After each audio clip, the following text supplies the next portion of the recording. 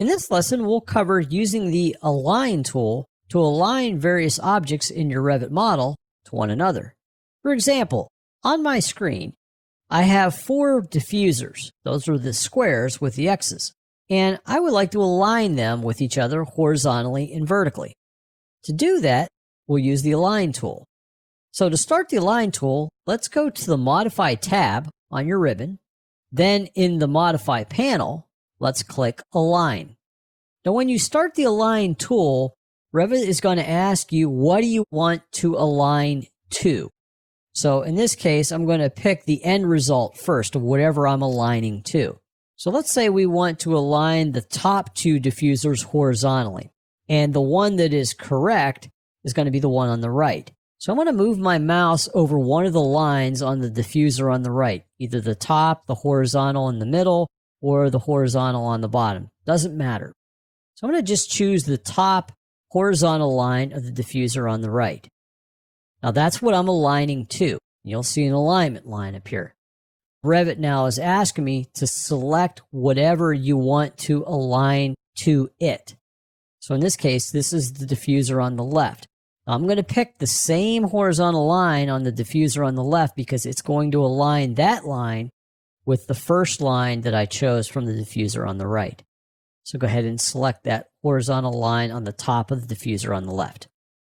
Now you see those 2 are aligned. Now you do have one other symbol that appears. It's a padlock.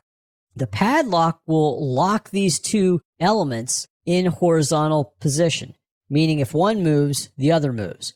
If you don't choose the padlock, they're free to move about once again, and they can come or go out of alignment. But just to show how this works with the padlock, if you click the padlock, it now becomes locked. Let's deselect just by clicking anywhere in the background. And then to exit out of the alignment tool, hit escape. Now, if you go to move one of these actual diffusers, let's click the diffuser on the left. Now with it highlighted, just hold the left mouse button down and move it up. And as you can see, the diffuser on the right moves up and down with it. Now you can move the diffuser on the left back and forth, right and left, and it doesn't affect the diffuser on the right. Release, just let go of your mouse, and to deselect, just hit escape. Now let's say you want to align the diffuser on the right with the diffuser on the right bottom. So let's start the alignment tool once again. Modify tab, Modify panel, click Align. Let's say the diffuser on the top is the correct one. So I'm going to choose one of the lines on the diffuser.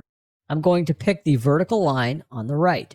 That's now my alignment line, and you see a dashed line appear. One thing to note, if you wanted to make multiple alignments in one step, there is a checkbox on the options bar for multiple alignments. If you selected that, this would allow you to make multiple elements align with one another. But in this case, we don't have multiple elements. I just have the one. So I'll select my alignment line.